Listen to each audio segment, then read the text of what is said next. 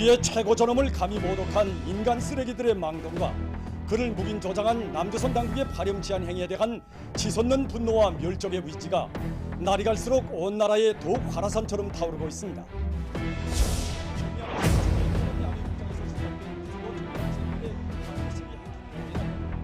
우리 청년들의 심장이고 생명이 정신적 기름인 우리의 최고 존엄을 건드렸습니다. 이번에 어디다 대고 감히 다른 거라만 몰라도 이것만은 절대로 용납하지 못합니다.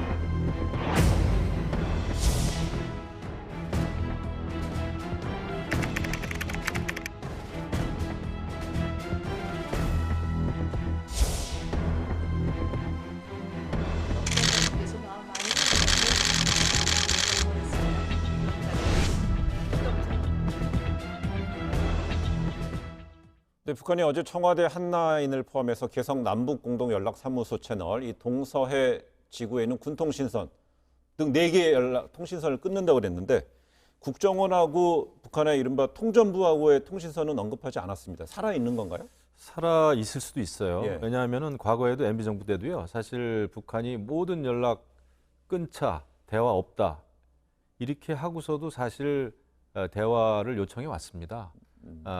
그 천영우 전 그 수석 얘기 들어보면은 그때도 대화를 원했고, 예. 하지만 자기들이 대화를 원한다는 사실은 좀 밖에다가 알리지는 말아달라라는 얘기까지 하면서 그렇게 이제 대화에 굉장히 그 끈을 완전히 놓지는 않아 왔어요. 근데 네. 이번에는 모르겠습니다. 저희가 알 수는 없지만은, 근데 지금 중요한 거는 왜 북한이 이렇게 과할 정도로 이게 문재인 정부에 대해서도 아주 강한 논조를 비판을 예. 할까?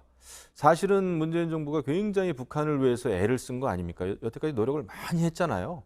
북한 입장, 그 외국에 나가서도 굉장히 북한의 입장, 비핵화 의지 이런 것도 다 이야기를 하고 그랬는데, 그렇게 하면은 북한이 사실은 고마워해야 되는데 그게 아니란 말이죠.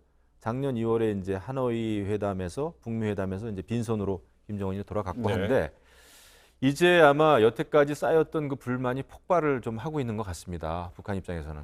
그런데다가 또 울고 싶은데 뺨까지 때린 거죠. 탈북자들이 보낸 그 대북 전단. 거기는 또 태영호, 태구민, 그러니까 지역구 의원으로서 당선됐다고 하는 것은 사실은 북한 체제로 봐서는 굉장히 큰 사건이에요. 네. 그리고 이제 북한 지도부, 특히 북한 엘리트들에게 주는 메시지가 강력할 겁니다. 탈북자가 대한민국에서 비례대표도 아니고 강남갑에서 예. 그것도 야당으로 당선이 됐단 말이에요. 그러면은 이제 북한 엘리트 입장에서는 굉장히 헷갈리겠죠. 그래서 굉장히 이제 그런 문제도 있고, 또 하나는 경제 난도 어렵고 코로나도 어렵고 이런 상황에서 북한으로서는 굉장히 딜레마에 빠져 있는 것 같아요.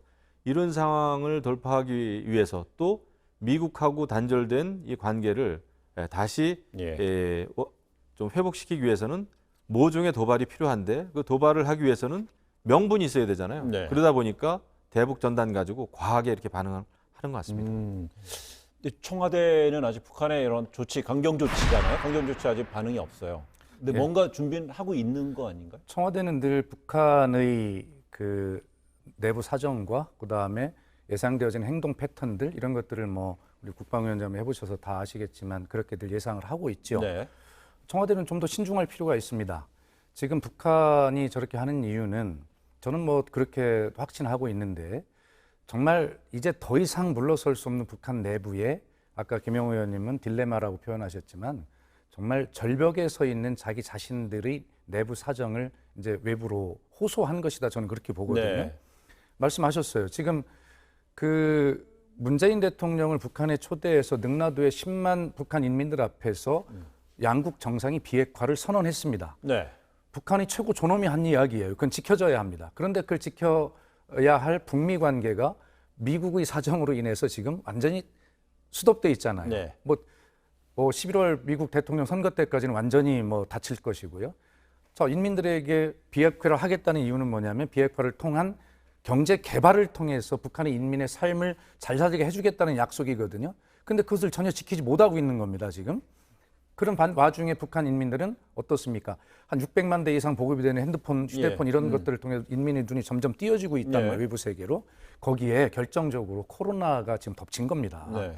그래서 더 이상 어떤 인민의 삶을 지탱할 수 없는 이런 상황에 와 있어요. 정치 경제적 상황이. 그런 상황 속에서 어딘가 내부의 시선을 외부로 돌릴 것이 필요하거든요. 그럴 때마다 북한은 벼랑 끝 전술을 사용해 왔습니다.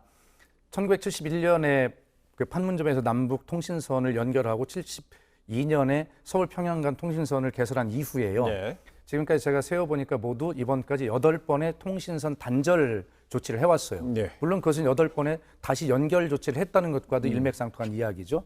북한은 결과적으로 이 통신선 단절을 통해서 그러한 내부적으로 굉장히 어려운 사정에 처해 있다는 것을 저는 호소하는 것이라고 보고 북미 관계를 풀거나 이런 비핵화 어떤 프로그램을 빨리 진행해서 북한의 어떤 보상이 갈 수 있도록 하는 것에 남한 정부가 좀 니네들이 얘기했잖아요. 촉진자 예. 하겠다고. 그럼요. 그런 역할을 하라라고 하는 그러한 불만들을 지금 이제 이런 것들을 통해서 쏟아놓고 있다. 메시지가 그런 메시지가 있다. 저는 그렇게 그러면 봅니다.